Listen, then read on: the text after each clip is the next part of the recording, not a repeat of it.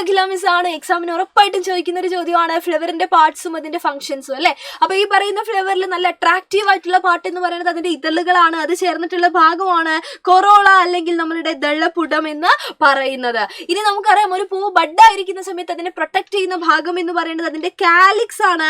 കാലിക്സിനെയാണ് നമ്മൾ വിതളപുടം എന്ന് മലയാളത്തിൽ പറയുന്നത് അല്ലെ. ഇനി നമുക്കറിയാം പൂവിന്റെ ഇതളുകൾ ആയിക്കോട്ടെ ഇവരെല്ലാം ഇരിക്കുന്ന അതിന്റെ ഒരു ഇരിപ്പിടം അല്ലെങ്കിൽ ആ ഒരു സിറ്റിംഗ് അറേഞ്ച്മെന്റ് എന്ന് പറയുന്നത് എവിടെയാണ്? തലാമസിലാണ്. തലാമസിനെയാണ് നമ്മൾ എന്ത് വിളിക്കുന്നത്? പുഷ്പാസനം എന്ന് നമ്മൾ വിളിക്കുന്നത് അല്ലെ. ഇനി ഒരു പൂവിലുള്ള റീപ്രൊഡക്റ്റീവ് പാർട്ട് നമ്മൾ പഠിച്ചിട്ടുണ്ട്. അപ്പൊ male and female reproductive part ഉണ്ട്. ഇപ്പൊ മെയിൽ റീപ്രൊഡക്റ്റീവ് പാർട്ടാണ് ആൻഡ്രീഷ്യം അഥവാ എന്താണ് കേസരപുടം എന്ന് ഇവിടെ നമ്മൾ മാർക്ക് ചെയ്തിട്ടുണ്ട്. ഇനി ഫീമെയിൽ റീപ്രൊഡക്റ്റീവ് പാർട്ടാണ് അതിന്റെ സെന്ററിൽ നമ്മൾ കാണുന്നുണ്ട് അല്ലെ. ഇതാ ഇവിടെ ഗൈനീഷ്യം എന്ന് പറയുന്നത്, അതിനെ നമ്മൾ ജെന്നിപുടം എന്ന് പറയും. ഇനി ഒരു ഫ്ലവറിനെ ഒരു പൂവിനെ നമ്മുടെ ഈ പറയുന്ന പ്ലാന്റുമായിട്ട് കണക്ട് ചെയ്യുന്ന ഭാഗം അതിന്റെ പെഡിസലാണ്.